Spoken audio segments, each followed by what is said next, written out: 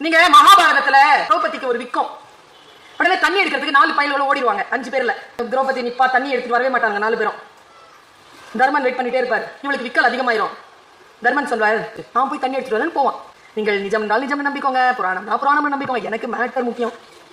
எப்பொருள் அப்பொருள் பாருங்க, எவ்வளவு முக்கியமான தகவல் பாருங்க. போவான், அங்கேயே ஒரு குளம் இருக்கும். குளம் ஆனா குளம் நார்மலா இருக்காது.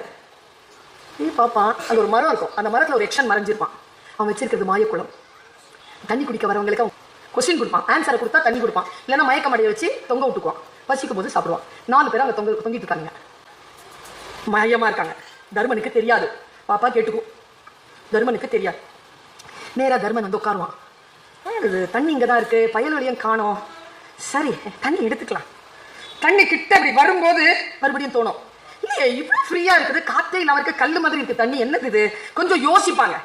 யோசிக்கும் போது இப்படி படபடப்பா யோசிக்கும் போது தானே நமக்கு எக்ஸாமினேஷன் நாள்லயே கொஸ்டின் பேப்பர் வரும். கொஸ்டின் பேப்பர் வருது, மேல இருந்து ஒரு இலை துங்குன்னு விழுது.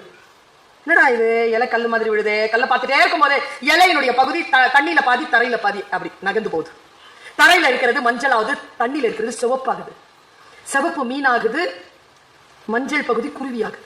கொஞ்ச நேரத்துல 2 சண்டை போட்டுக்குதுங்க. இது இழுக்குது, அது இழுக்குது. தரையில இருக்கிற குருவி தண்ணியில இருக்கிற மீனை தரைக்கு இழுக்குது, தண்ணியில இருக்கிற மீன் தரையில இருக்கிற குருவியை தண்ணிக்கு இழுக்குது. 2 சண்டை வரும்போது கொஸ்டின் கேட்கறான், எது வாழும்? பதில சொல்லி தண்ணி எடுத்துட்டு போ. பார்த்த தர்மன் சொன்னான், தக்கது வாழும், தகாதது வீழும். இவ்வளவுதாங்க பதில். அந்த சந்தோஷத்துல 4 பேரையும் திருப்பி கொடுத்து 14 வருஷம் உங்களுக்கு தண்ணி தாகமே எடுக்காது என்கின்ற வரத்தையும் எக்ஷன் கொடுத்தான். அந்த கதை முடியுது.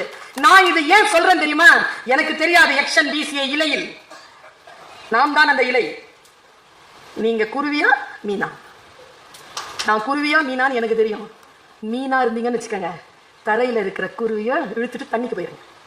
இல்ல நான் குருவிதான், இழுத்துட்டு வானத்துக்கு போயிரு. எது வெல்லுமோ தோற்றது வென்றதற்கு உணவாகும். நமக்குள் தான் இருக்கிறது தக்கதும் தகாததும். எது வாழணும் எது வீழணும் என்பதனை நான் தான் முடிவு செய்ய வேண்டும். அடுத்தவர்கள் எனக்கு வழிகாட்டுவார்கள், அவ்வளவுதான்.